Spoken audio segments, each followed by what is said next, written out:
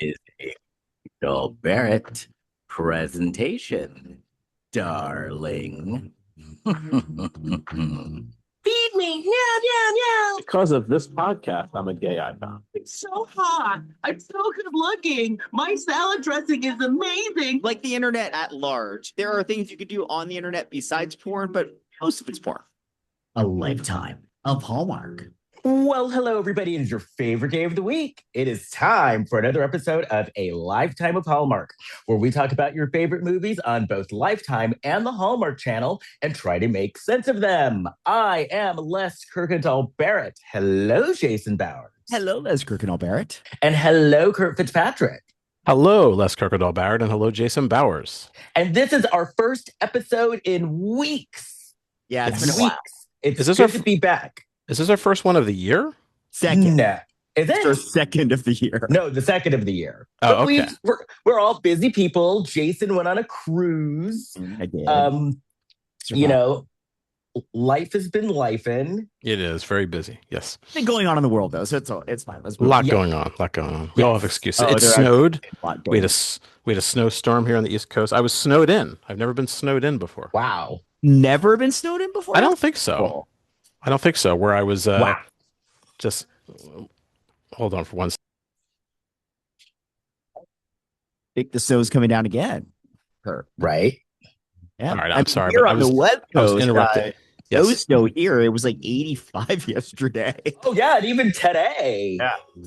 Today it's nice too. Yeah. So I'm wondering, Jason, though, are we going to get hit hard in like March?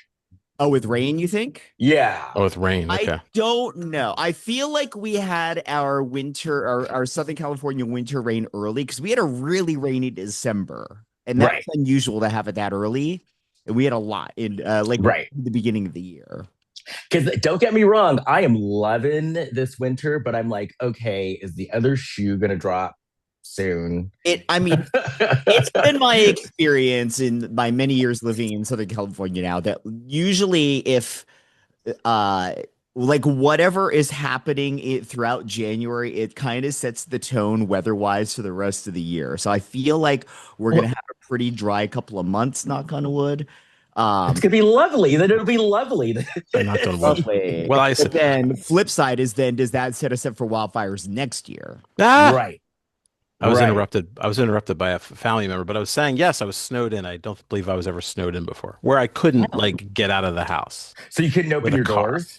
Well, no, we couldn't get out of the driveway. So I guess if I called like an Uber, I could have gone somewhere. But yeah. Wow. That was the most. You never had that when you were growing up? I don't think so. No, we all the time growing up in Pennsylvania. Well, Pennsylvania gets like we don't usually get like this much snow. I think this is the most snow we've had in at least 5 years. So, wow, yeah, we've had whole winters where we have like hardly any snow, and this has been a very snowy winter here on the East Coast. Well, that made up for it. And this has been like the best winter I've had in LA in years. I'm not exaggerating. I'm pretty sure that our January was warmer than our June and July were last. Oh, bet. I believe that. Wow. A really chilly start to summer. Yeah, I see Les putting up pictures of people having brunch outside wearing shorts. Yes. I'm wearing shorts yesterday. Right now. It's warm out. It's so funny because I have a friend who just moved to LA. It's a fellow actor who I met in Ireland, but he's actually from Massachusetts. And so he just moved to LA, and I'm like, don't get used to this. Winter isn't normally like this. And then, oh my gosh, before we start, we lost a talent last week, and it was a gut punch. Catherine O'Hara. Yeah, that was really hard. Moira. Yeah, and I pretty much grew up with her. Yeah, I think we all did. Oh yeah, because I used to watch her on SCTV when I was a kid, and then just continued to like watch her and stuff over the years. And I was always so happy for her when she would have some like success. Like she was in Home Alone, and I preferred. I mean, what her talent to really see her talent is to see her on like SCTV. But I was so happy when Home Alone was such a huge hit for her because then she got to host SNL and she got to do some different Right. things. More people You were know, aware of her. but one of my favorite fun facts about Catherine O'Hara is that she was hired to join the cast of SNL and quit before she started working there because SCTV was picked up for another season, so she went back to that. Oh Yeah. wow. And there was a Oh wow. rumor that she was turned off by the writer Michael O'Donoghue that he came on and he said that the cast didn't look like they were dangerous enough. So he made the cast all spray paint the wall. And Catherine O'Hara said, "I've had enough of this," and she left. Now this is What was written that? it's in one of the books, one of the SNL books. What was But spray painting the wall gonna do? he That thought was that kind would of make lame. people dangerous. But she said that's not true. She said she did not leave because she was scared of somebody. So But at least she. Well, actually, no. It is kind of sad because she had a whole new generation of fans because of Schitt's yeah, Creek. Yeah. I think she was more relevant like today in the last couple of years than she ever was. Yeah. Oh yeah. You know? No, I Oh think yeah. she had waves. She definitely had waves of Yeah. life and career. Well, you got And she was in all SCTV, Christopher and then Guest, the yeah, Christopher Guest movies. Beetlejuice and Home Alone, those movies, and yeah, the Christopher Guest movies were great. She was awesome in that. Beetlejuice 2, which is She this did that. art imitating life or life imitating art Why is that? because she died in Beetlejuice 2. Oh, spoiler. I didn't see No, it. well, if you Yeah. haven't seen Beetlejuice 2 by now, but she was a ghost and then she went on the soul train with her Oh. husband. Because when you died, you went on the soul train. Okay. Well, maybe I should watch it. I don't know. But I yeah, like the Christopher Guest movies. but rest in peace. Yeah. That was a shock. Yeah. I that watched really A was. Mighty Wind the other night because I love the It's scene. great. When she and Eugene Levy finally do the kiss at the end of the movie, at the end of that song, it's Yeah. just so sweet. It's just played the way it's played is so fucking perfect in that It movie. really is. Yeah. I remember seeing that and I was like blown away by that scene. I was like, wow, like these people are to pull something like this off. Like this whole movie just built up to that. That was really just amazing. Yeah. And she just did a commercial with Macaulay Culkin and Kevin Hart. Kevin Hart, yeah. She's in the studio. Yeah, she's good in that. I watched a couple episodes of that. Yeah. I need to watch that. Oh, that's right. Because that makes sense. Because I was reading something that there was going to be something going on, and because of her death, they pulled their they were supposed to show up for something, and then because of her death, decided not to do it. Some kind of interview or something, some kind of event they're going to do. But I guess she's got to get. I don't think they started filming the next season, so I guess they got to figure something out there. And casters. And I'd like to say rest in peace to Uncle Floyd for those in the Philadelphia, New York area. We lost Uncle Floyd about a week before that. So I don't know who Uncle Floyd is. And I grew up watching Philly TV. Well, he was on he was on the New Jersey network, and so he had kind of like a comedy variety show, and he's kind of famous because David Bowie and John Lennon were big fans of his, and David Bowie actually wrote a song about him. Okay. But he didn't quite get into the mainstream. He was in Good Morning Vietnam and a couple other movies, but he didn't really get too far into the mainstream. But he was very well known in like the New York, Philly area. Yeah.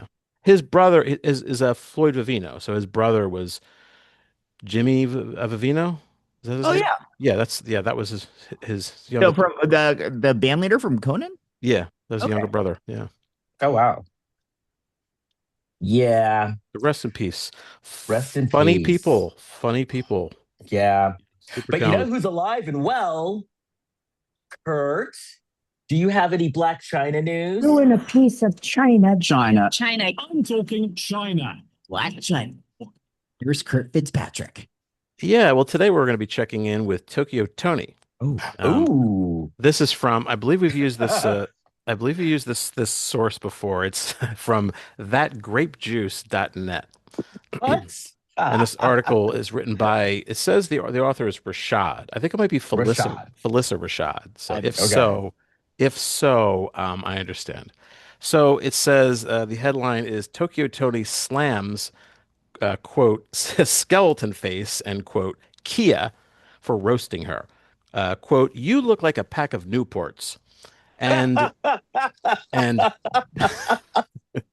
and been singing the same song for 130 years. Okay, so Tokyo Toni is attempting to match fire with fire after rapper turned roaster Kia unleashed a downright explosive clap back earlier this week.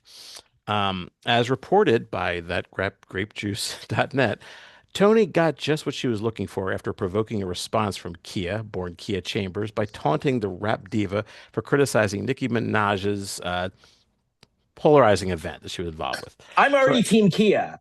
Okay, so after Chambers made headlines for her explicit and profanity-laden clapback to Tokyo, in which she branded the reality TV star and media personality homeless, lesbian, ugly, and a failure as a mother and grandmother, Oh my God. Toni, born Shalana Jones Hunter, took to social media on Friday, January 9th, to impart a fiery response of her own.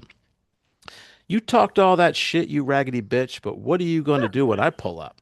Tell your security to hold you back. I promise to God they're not going to stop me from seeing you. Hunter Jones declared in a Tokyo Toni declared a TikTok video asserting she'll be visiting Kia's next $2 concert in a backyard.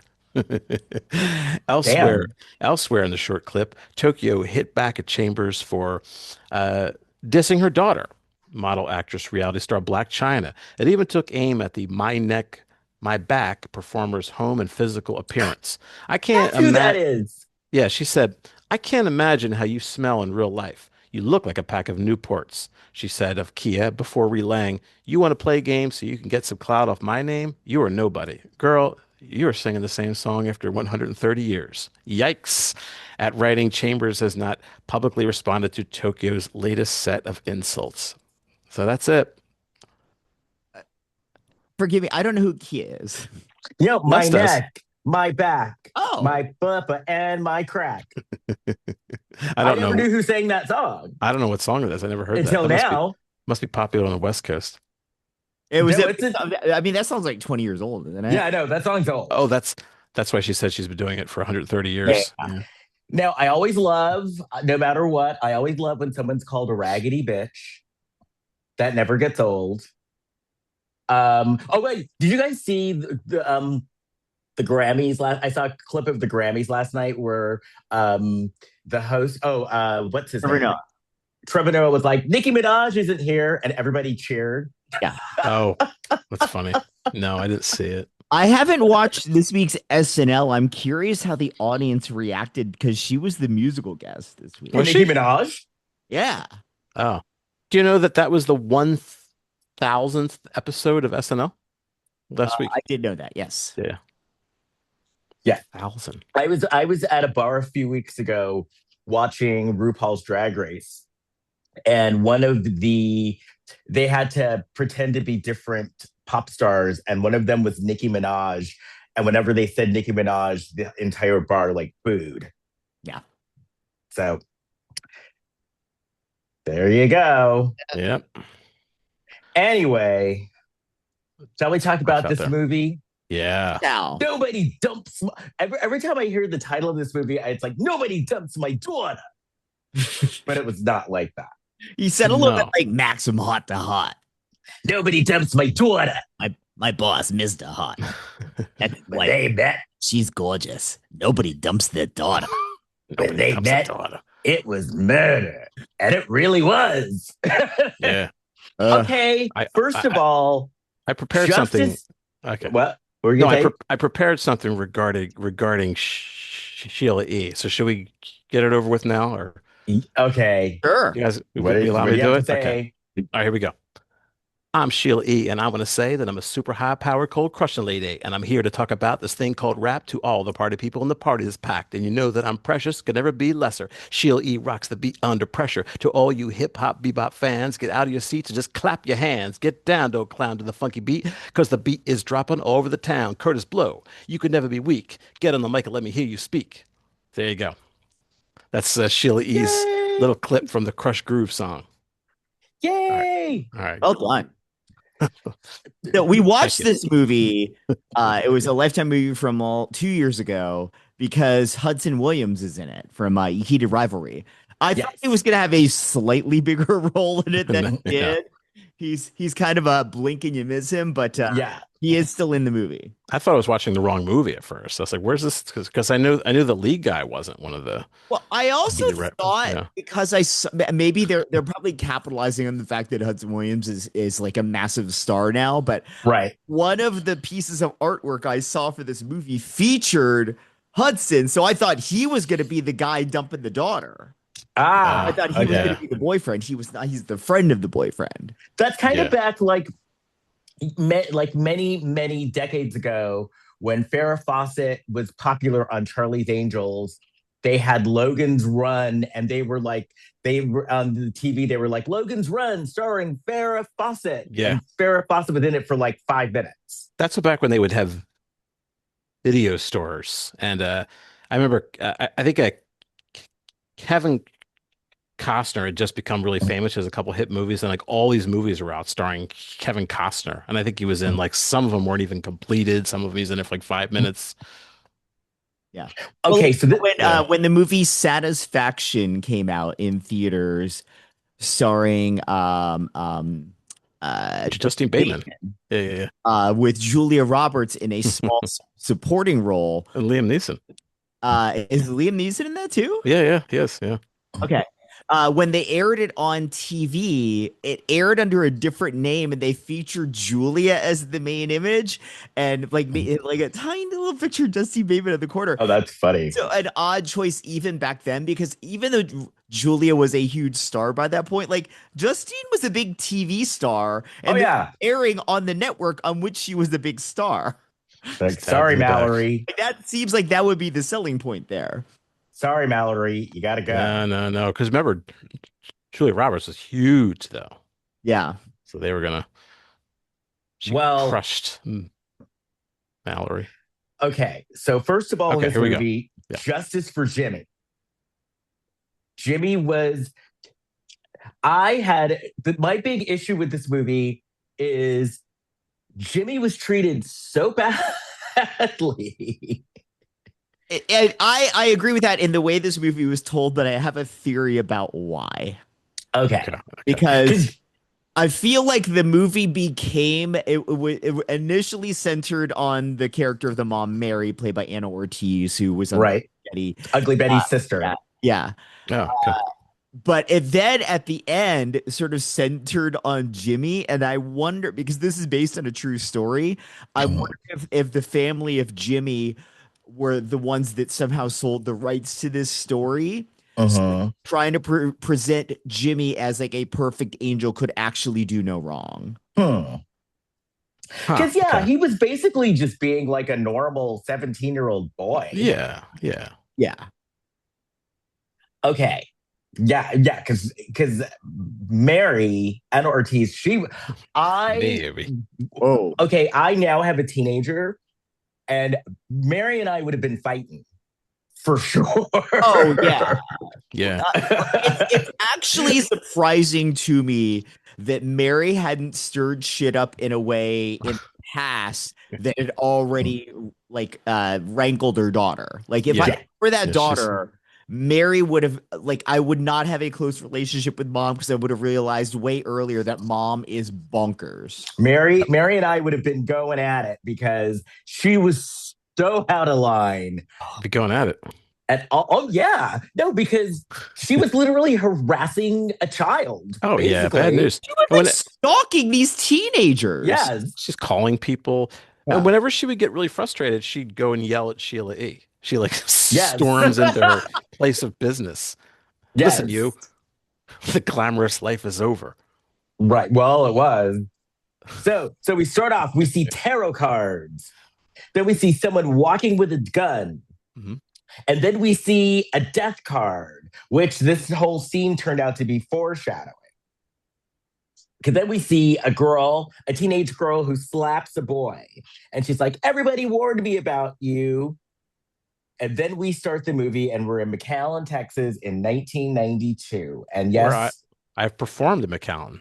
Really? Texas. Yeah. when I was performing with the National Theater for Children. They took you children to McAllen, Texas? No, I was not one of the children. I was performing Oh. for the children. I got a little confused by the timeline of this movie when they flashed that it was 1992, because they flashed it at the beginning, and then we are seeing images of the mom, Mary, played by Anna Ortiz, like folding up her son's like bloodied shirt, and there's like this car accident. And so I thought the car accident just happened and that we were jumping ahead because they said that that the brother Michael Jr. would have been 34 this month. So this is around like probably 18 years after. Yes. Okay. And so I thought that we were 18 years after 2003, but actually we were 18 years later took us to 2003. Yeah. Oh, okay. So we see Mary. She goes to a beauty salon, but then at this beauty salon, in the back of the beauty salon, is a fortune teller played by Sheila E. You never see anybody getting a beauty treatment at this salon, by the way. No, and that it's just a front for this fortune teller. And that room was very busy. She was a very busy fortune teller too. Yeah, like, but she wasn't making a rent. No, but like then brothel. What? It's just would have been more profitable using that. Yeah. Oh yeah, yeah. So she's talking to Mary's talking to Sheila E. What was her name? Her name was Anna, right? Yeah, yeah. But we can call Sheila her Sheila. E was Anna, yeah. So we'll call her Sheila. So Mary's talking to Sheila E.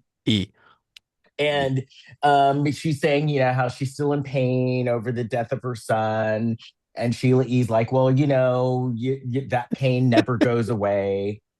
And then she starts talking about how much of a fuck up her daughter is. And she's worried about her future. And then Sheila reads the cards and she's like, oh, I see a boy. And then we see the kids in class and we see the boy, Jimmy, and he's kind of a jokester. And Twink. He's he's definitely a twink. Man, they wrote a lot of stuff on that chalkboard also. Yeah. Somebody really did that was a designated job someone had.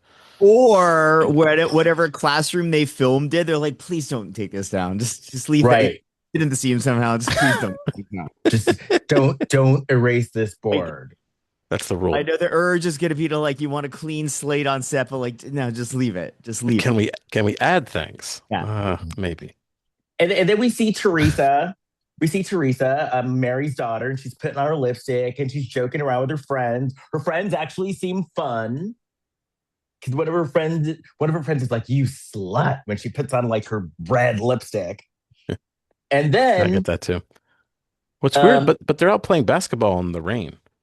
Yeah, with their suits on. They were at private school because they were playing with their suits on. Well, this is like a PE class. So when it's raining, that's when you're supposed to be inside in like our classroom. I don't think that was a PE class. I think it was lunch. Playing basketball. Yeah, I think they were at lunch. You're supposed to be inside learning about how you're supposed to be wearing deodorant. You know, that's what you do when it rains during PE class. But they're out just playing. When your students look like Twink Jimmy and Hudson Williams from the Hot Gay Hockey Show, you let them play basketball in the rain.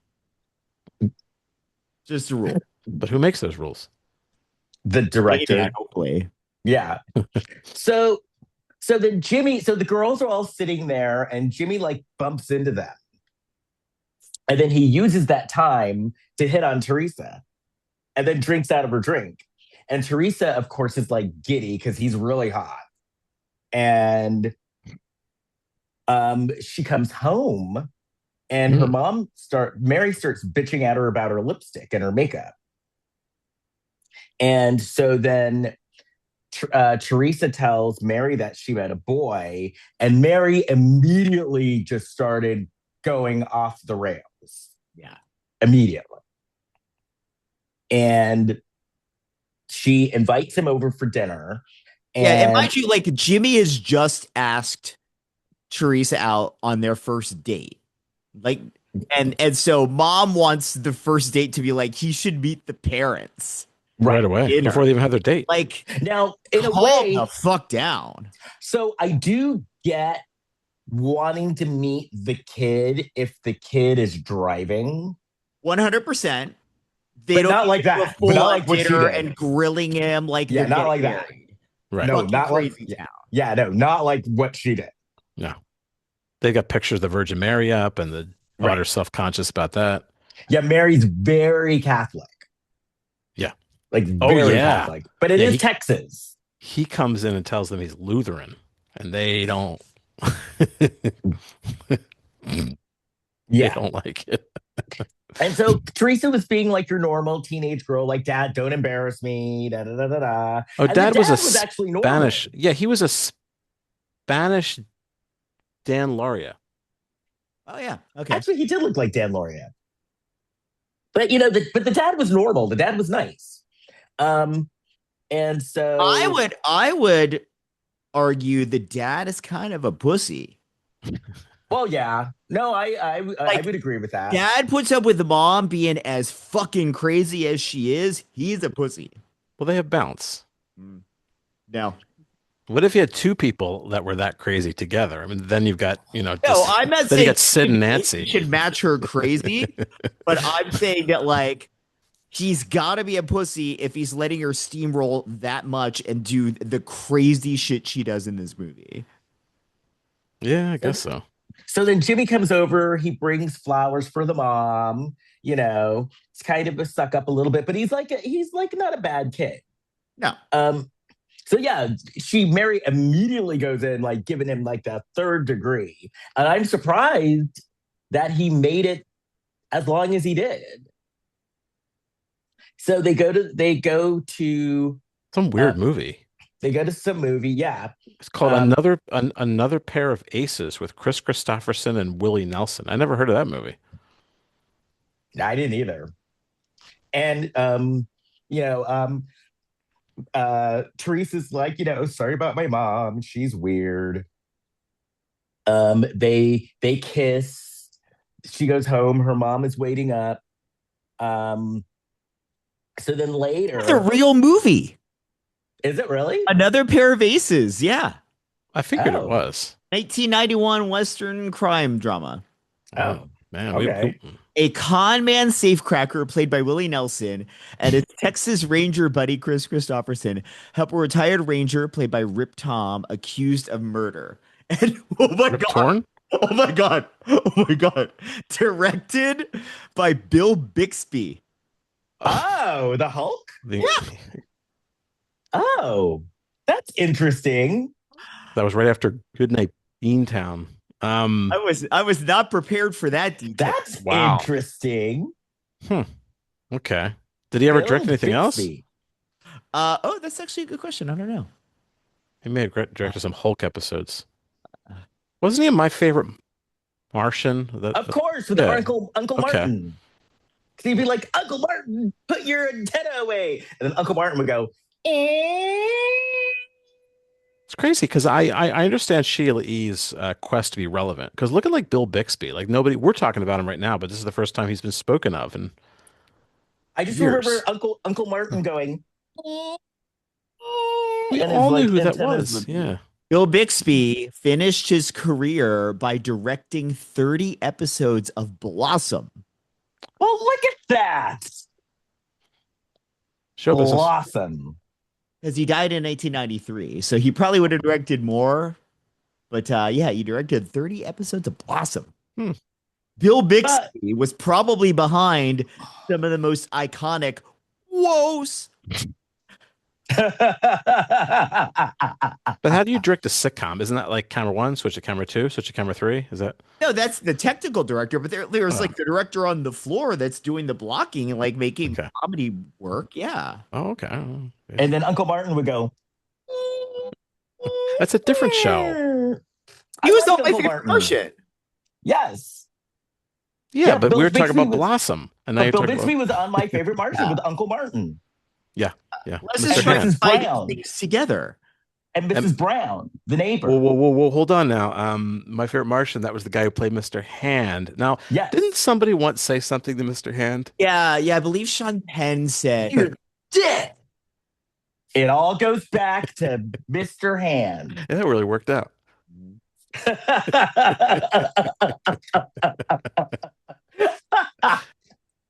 Anyway, so Mary's out with her snotty friends the next day. Mary. And she's having lunch, and she's like, Teresa's dating Jimmy Simpson. And then the other brothers are like, oh, Jimmy Simpson. Mm. Ooh. So these moms all needed jobs or hobbies. I did. There was a bit of modern day that stepped into this scene from 1993, and that's that these women were sitting there drinking Aperol spritzes. While that drink existed then, people didn't really start drinking it in earnest until like 4 or 5 years ago. Right. You guys have balls. Have you ever said something like that to those actual ladies, and they're not hard to find? What, you're drinking No, what? You say you need a job, Robbie. They did. They did. They did. They were way. Well, we know that. They had time to gossip because they didn't have other things going for them in their life. It doesn't necessarily mean a job. It just means they need something fulfilling in their life that isn't talking smack about other people. Yeah. Right. And their kids. And like they're all caught up in their kids' lives. And it's like, these moms got wet at the idea that this girl could be dating Jimmy. Right. It's like, don't you play tennis or something? Yeah. Go to the gym. They're like, oh, he's cock strong. We know him. We've been looking at the yearbook. So then she's like Teresa's making out with Jimmy, and she's like, well, I can't go any further because my mom's voice is in my head. And it's like, oh, geez. Wow. Her mom subliminally cock-blocked. Some kind of psychosis. Yeah. But her mom was so crazy, I could see, Yeah, her craziness. For sure. Her craziness bleeds in other people's heads that can hear her voice. And then so Teresa's like, so listen, Jimmy, I don't want to be like your other girls. So I'm going to wait to have sex with you because I don't want to be, I don't want you to love me and drop me. Right. And this is the first scene where I was like, okay, they're playing Jimmy a little bit too nice, a little too goody-goody, because he is perfectly fine with waiting. And it's like good cheesy line that justifies him waiting. I'm like, okay, he might have been cool with waiting, but like he didn't have the perfect line of dialogue to justify it in the moment. Like this is too Jimmy centered for his family to not have been involved in the rights of this movie. Yeah, I thought I was waiting for the other shoe to drop when he became like evil. Yeah. So then Mary goes back to Sheila E. Holly Rock. Everybody want a Holly Rock. That was her song. That was her song on the Crush Groove soundtrack. And so she goes back to Sheila E. and she's like, listen, Sheila, things are going too well. I'm waiting for the other shoe to drop because things are just going too perfectly. And whenever things go well, something bad happens. And Sheila's like, well, something bad doesn't need to happen. She's kind of like, just enjoy it. Yeah. It should also be noted before she had this conversation with Sheila E., there's a guy there named Jeffrey. Yes. He owes Anna money. He hasn't settled his account. She seems to have a bunch of these kind of people that keep coming to a psychic, but they can't afford to pay. And she's kind of letting them slide and just put it on their account. Yeah. Like, what the hell kind of is this? She definitely needs to drum up some business. And he said that when he gets his tax refund, he'll pay her. You hit it right on the nose, Kurt. That's right. Yeah. It's weird walking through that beauty shop to get into that weird room too. Yeah. It doesn't look anything like the beauty shop, It's like a secret club. So then Sheila's doing the tarot cards and she's like, well, I see her married. I'll bet we get her on the show. Mary starts flipping out. I'll bet we get her on the show. Who's Sheila E? Sheila E? Yep. Let's try it. She's my cousin. No, she's not. Sheila, I'm like, what? You said that so confidently. I legit believed you for like I know. I was like, wait, what? I was like, how did that happen? Oh, okay. So then Future guest. Jimmy gives Teresa his ring. And then Mary is just like, goes apeshit. Like, oh my God. Like, she's starting literally to like plan their wedding. Is this the one where like Mary walked in with the prom dress? Yes. This was insane What was- from the jump because like Teresa and Jimmy are making out. Mary walks in. Jimmy's trying to hide his boner with a pillow. Yeah. and Good effort. And Mary's like, "Oh, I got your prom dress." Jimmy hasn't asked her to prom, And which is insane in itself. And then also, Teresa didn't get to go shopping for her own prom dress. What the fuck? And also, and then when she comes in, I was gonna say when she comes in with the dress, they start playing the David S. Pumpkins theme song. Like, you know, that's what it sounded like. And remember, Jimmy's a junior and Teresa's a sophomore. Yeah. A May-December romance. So she's like, so sophomore, so that means she's like 15. So her mom's like going apeshit over a 15-year-old and trying to pressure a 15-year-old into marriage. Actually, she must be 16 because she drives later in the movie. Okay, so then 16. Yeah, that's true. Because you get your permit at 15 and then you drive at 16. So she's like probably California, 16 then. Or where were they? California? Texas. No, they were Texas. Oh, Texas. Okay. That's right. So, McAllen. Yeah. So then, you know, Teresa's like, you know, Mom, he hasn't asked me. Calm down. So then he asks her. Yeah. But he was kind of pressured into asking her. Yeah, because he hears them. And I'm sure he was going to do it anyway. But yeah, so he asks. And they're having a conversation right in front of him. Yeah, and then her mom starts talking marriage to this kid, to the 17-year-old. I used to do that. I remember doing an improv scene where like people like stepped aside and started having a conversation, talking, and I said, "I hear what you're saying." Yeah, like right in the scene. That is one of my favorite moves in any kind of comedy when people sort of step to the side and they're very clearly in the same space, and the other person's like, "I can hear you." You know, I just love that move. It still makes me laugh. So then. So she's trying on the dress, and Mom is like talking to Jimmy. Right. Oh yeah, that's talking that's about marriage and stuff. Yeah, it's so uncomfortable and weird. And she doesn't check in. Like she doesn't gauge how he's reacting. Right. And no. So then they go to the prom, and it looks. So did this? We're jumping ahead here a little bit. Well, they went to the dance. They went to a dance. Yeah. No, he's not really jumping ahead. Yeah, okay. No, they went to the prom because she tried on the prom dress, and then they went to a dance, and then Teresa's like goes to Jimmy, "Hey, why don't we go? You know, my parents have a condo at San Marcos, which is at the beach. Why don't we go to my parents' condo for the weekend?" And he says, "Welly, well, I'm so there." That's what he said. Right. And he's like, and then she's like, you know, and then we can do the, you know. What an insertion? We could do the hey nanny insertion.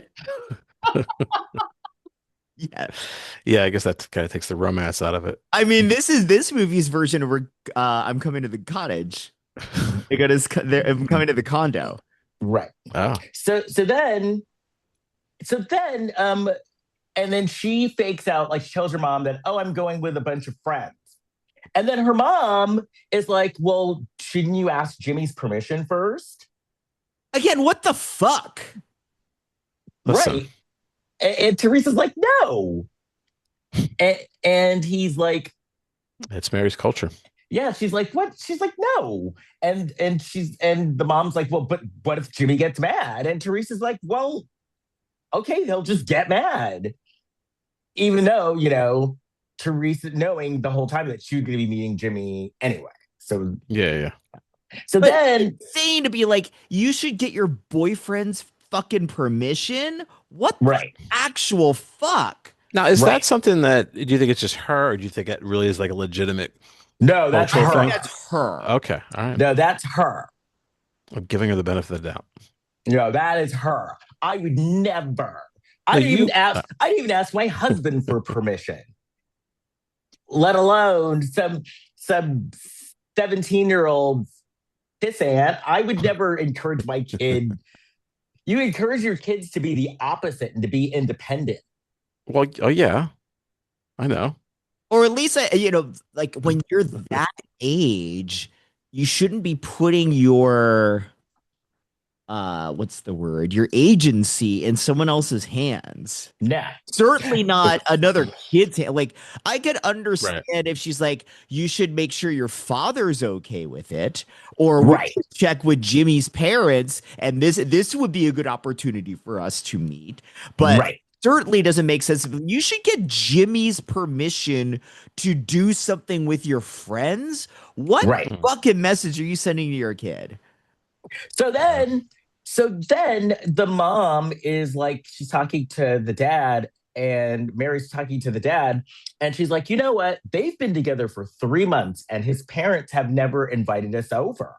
And her dad's like, well, because they've only been together for 3 months. And she's like, well, we should have them over or something. And she's mad that they haven't invited. They're like, oh, they're the parents. She'd be marrying into his family. They should be the ones extending the invite. And like, this is why the husband is a pussy. Right. And hey, crazy town. Poor guy. Calm the fuck down. Because then you realize, though, that she's awesome. not well, because then she's like, well, you know, Michael, who was the son that passed away, he'd be 34, and we would probably be grandparents right now. The husband might be scared. And the husband's kind of like, just, you know, chill to her. He's afraid for his life. So should be. So then, yeah, actually should be.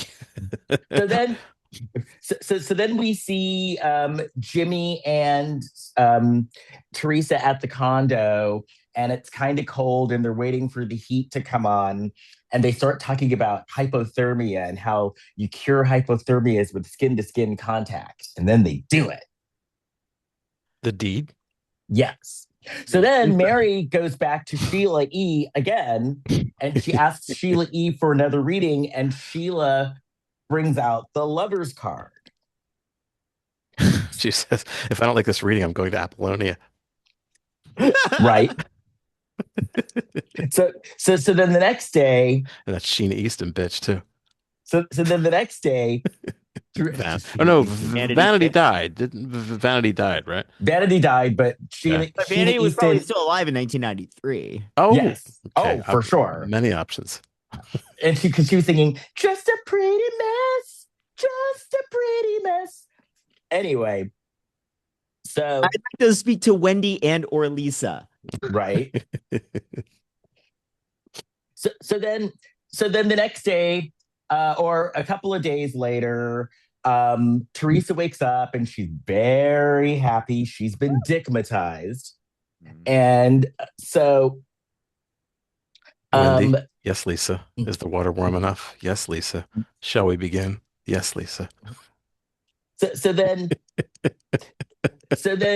Mary goes to her and she's like, well, you know, I was at Sheila E's place and she pulled out a card and I was worried.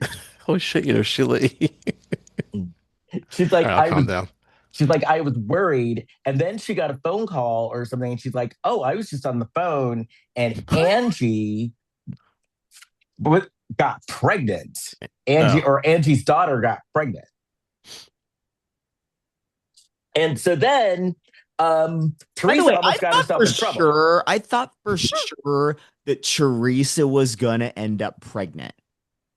I did too. Only because they and I'm assuming they may have just been red herrings, but they try and plant that seed as she keeps talking so much about how they use protection. all these signs were sort of pointing that she was supposed to somehow be tied to Jimmy for the rest of her life, even though she doesn't marry Jimmy. Like, I thought we were gonna find out that she's pregnant with Jimmy's kid. No, he wore a sheath. Yeah, but And then great. And then this is the part also where like Johnny. Teresa almost got caught because her mom was like, "Well, how do you know about this stuff?" Yeah. Mm. And so later, I listened to Sheila's album. Jimmy's talking to his friends. Teresa comes up. She's talking to the friends. And then some other girl comes up and flirts with Jimmy and walks away. Yeah. Yeah, that doesn't go well. No.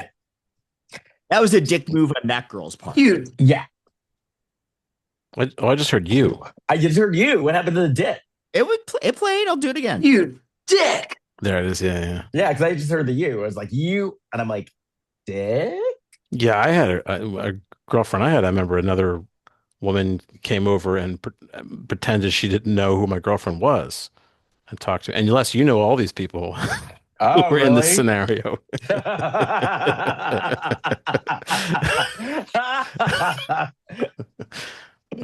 That's funny. Was I in the vicinity when it happened? Were we in the same city? I don't think so. Okay. I don't, yeah. Oh, so then Jimmy's having dinner with his dad. And Jimmy's telling his dad how Teresa's a little too much. And the dad's like, listen, you need to tell her to chill out. Because you're both just kids. Yeah. And so then Jimmy calls Teresa and he's like, we should cool it a little bit. Like, he wasn't breaking up or anything. He was just like, maybe we should just like slow down a little bit. Yeah, it's too much.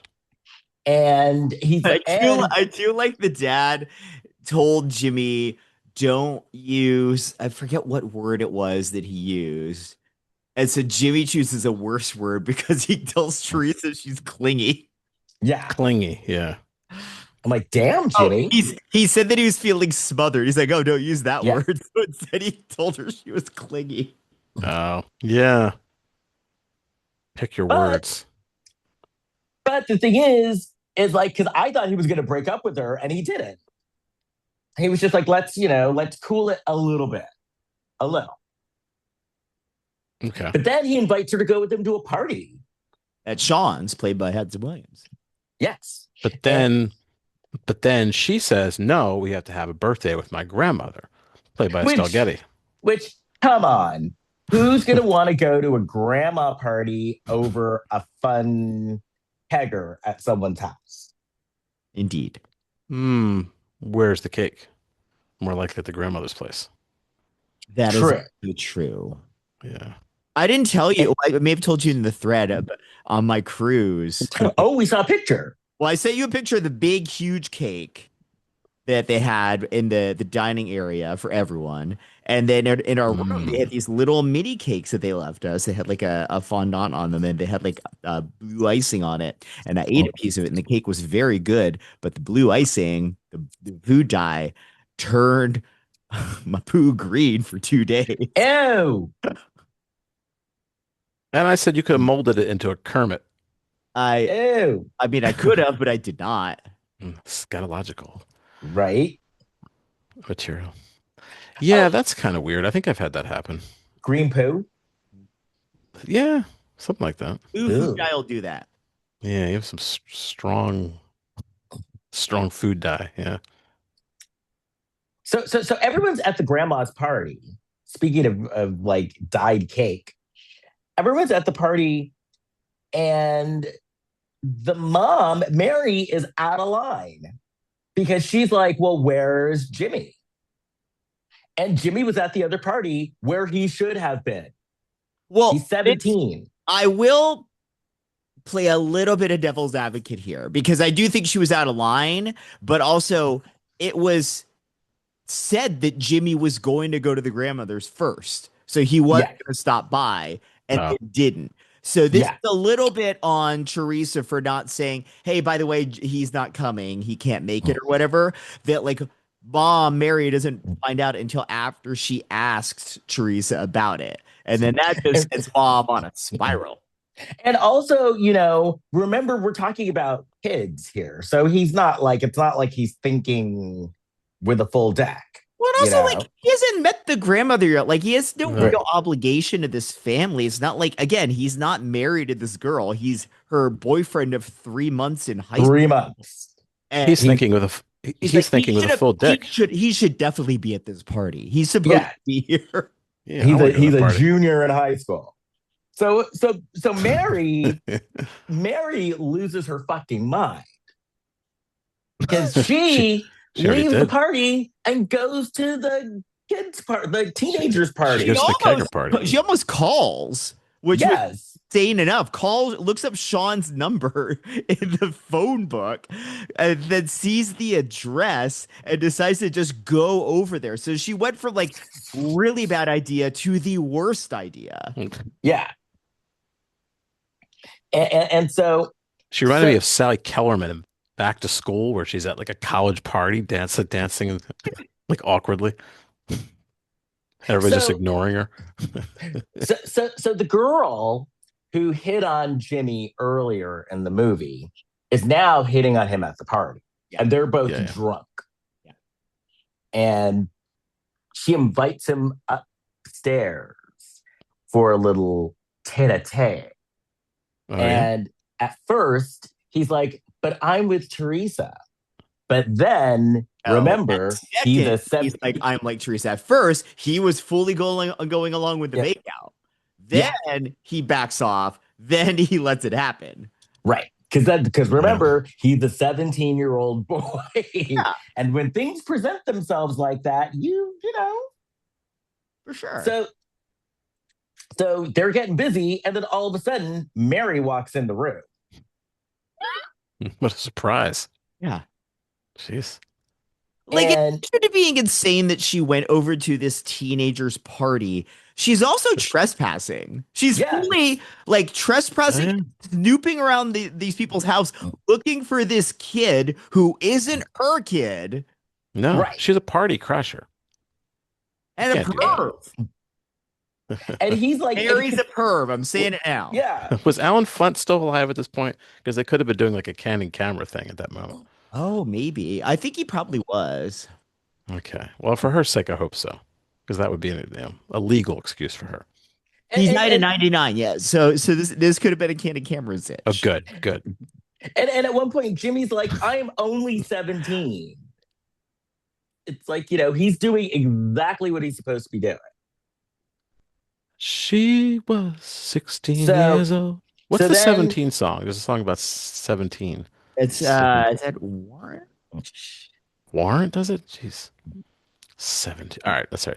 So then Teresa's crying to her mom. It's Winger actually does that. Okay. Teresa's crying to her mom, and she tells her mom she slept with him. And then Mary is like, well, since he slept with you, then he's got to take you back. It's like he defiled you, she said. Defiled. What's wild is that, like, Teresa says in the most obvious sly way possible that she and Jimmy slept together, and Mom didn't pick up on it. So Teresa had to hit her over the head with the concept. Oh yeah. That Mom would figure it out, like, oh, you had sex. Oh, right. So then he's on so Jimmy's moving on with the new girl. Yeah. But then Mary called him, and I was like, oh, that's right. It was the 90s. Call waiting.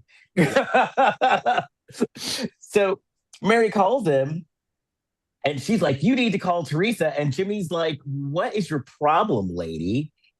So then Mary goes to Sheila E, and she starts yelling at her. And she's like, Sheila, you need to make him fall in love with Teresa. Has this woman suffered enough? She was like Magic Johnson show. Right.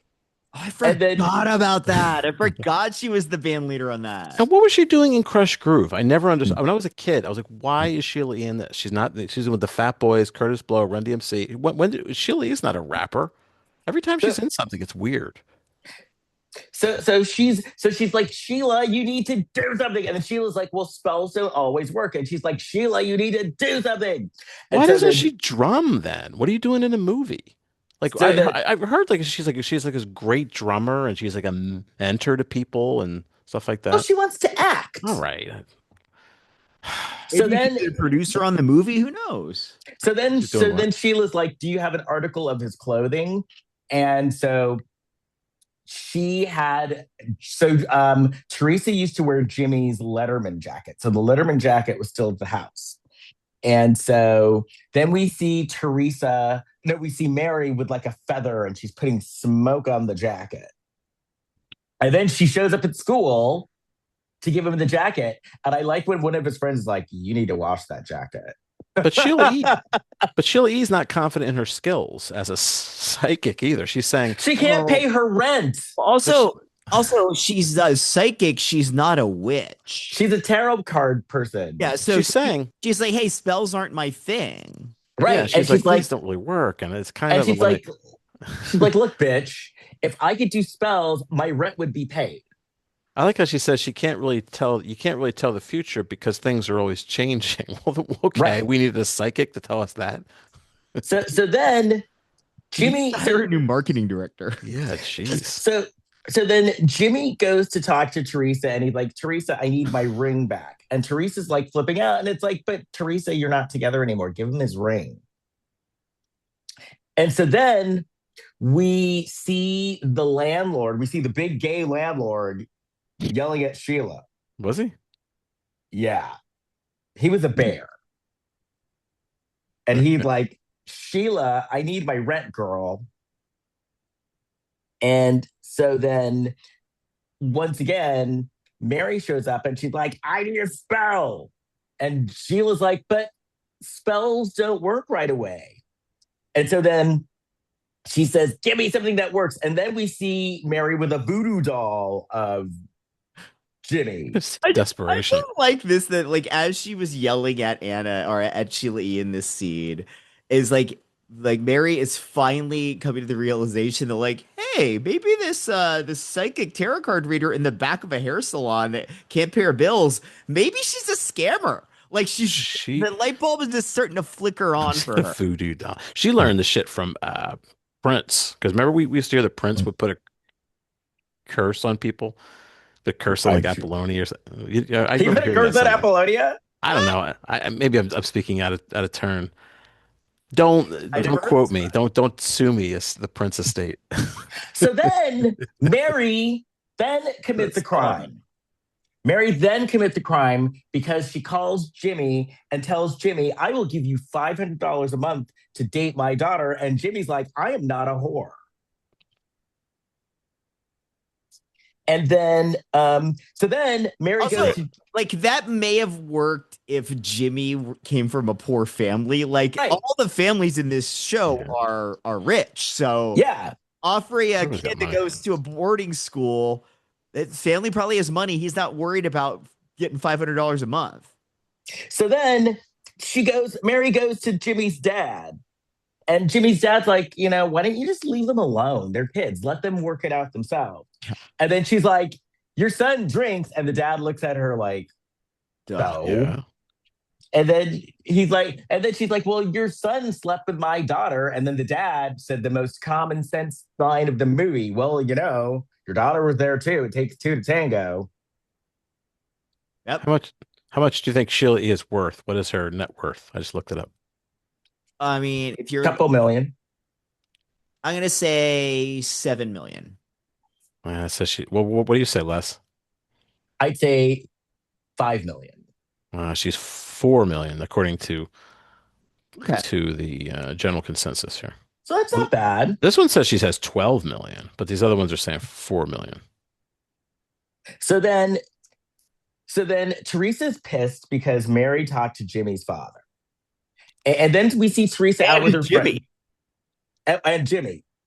So then we see Teresa, she's out with her friends, drinking beers under the dock, and she meets a new boy.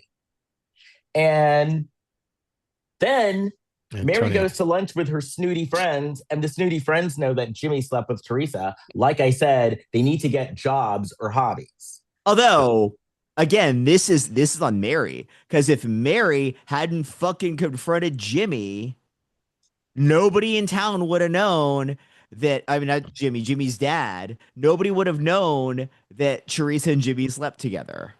Right. It was Mary's fault that everyone knew. She's exacerbating things. So then Mary goes back to Sheila E. and she's like, listen, I need you to restore Teresa's virginity. And the only way to do that is to kill Jimmy.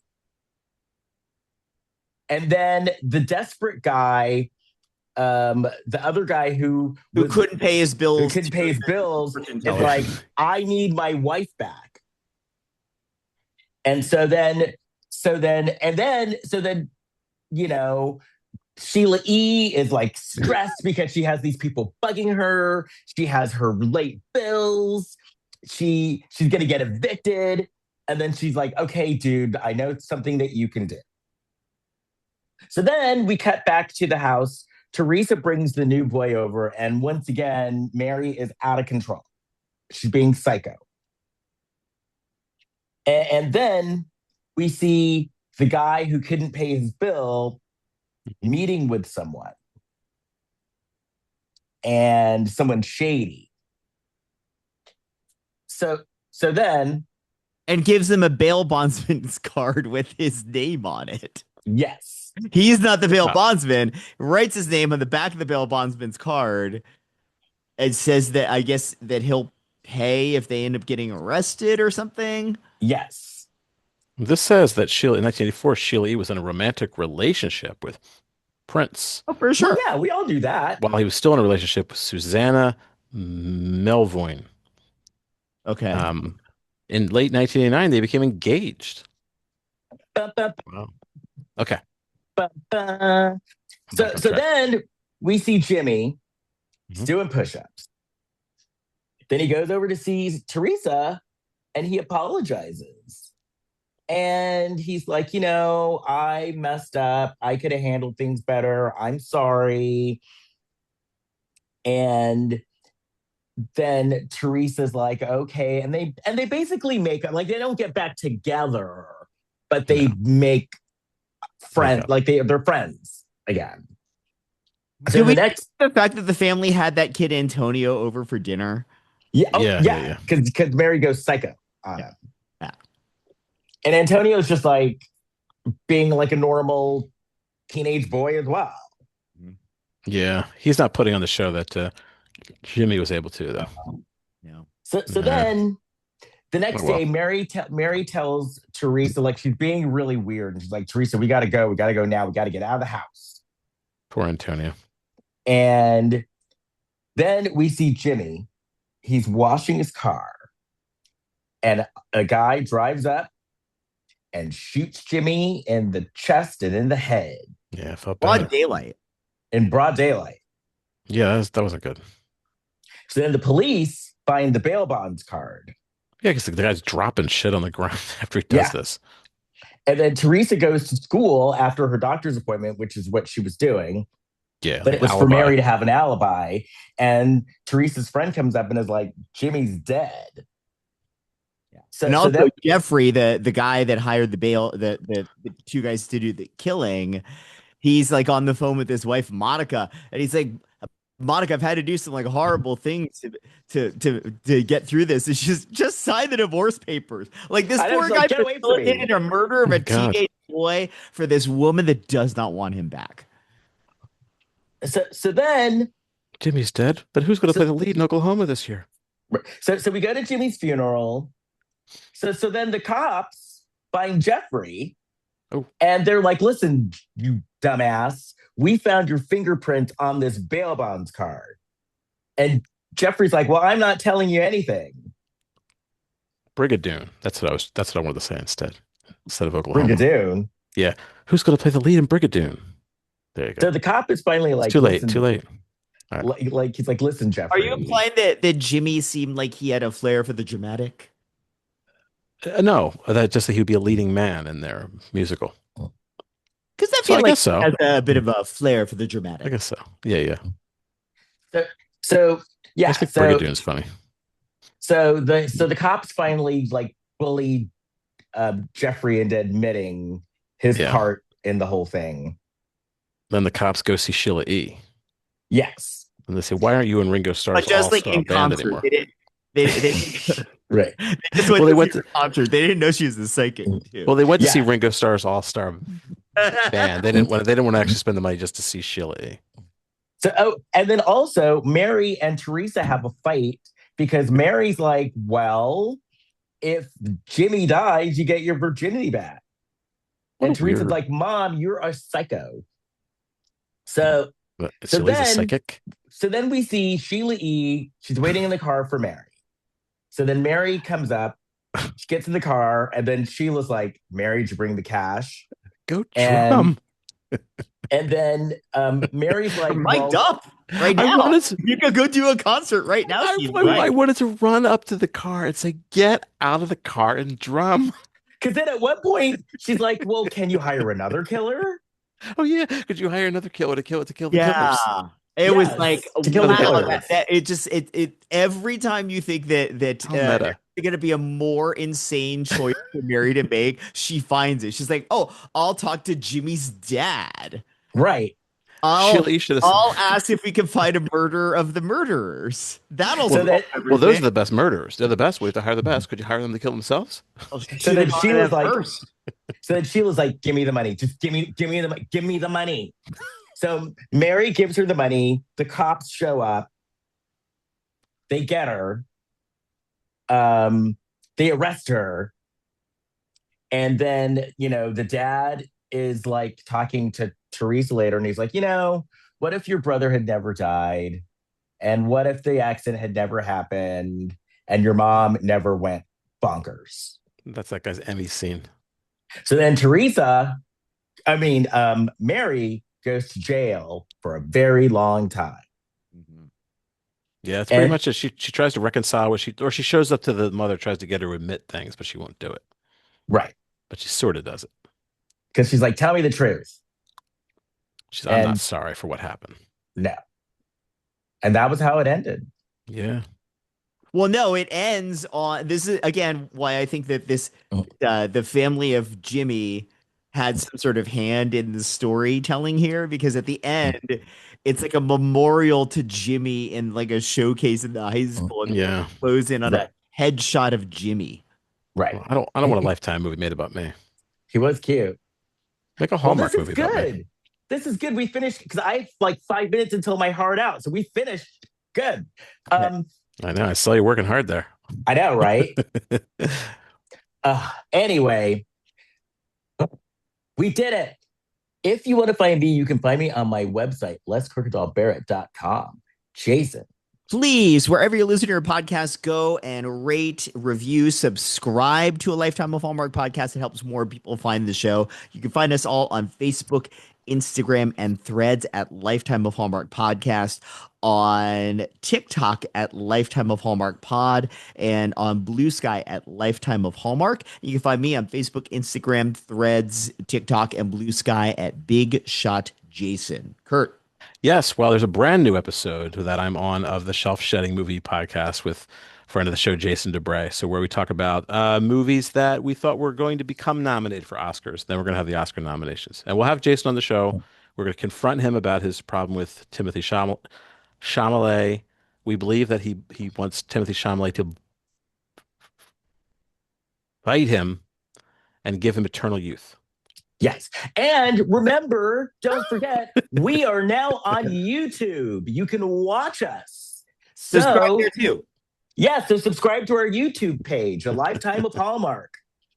And that's it. I got to go because I got to be in West Hollywood in half an hour. So see you next time. Bye. I just assumed Jason DeBray has switched off the podcast at this point. Okay, bye. Bye. All right. What's going on in Wheel, Les? Hold on. I'll turn it off and I'll tell you. Well, that's where you live, right? Yeah. That's where Jason lives. Hold on. You don't live there.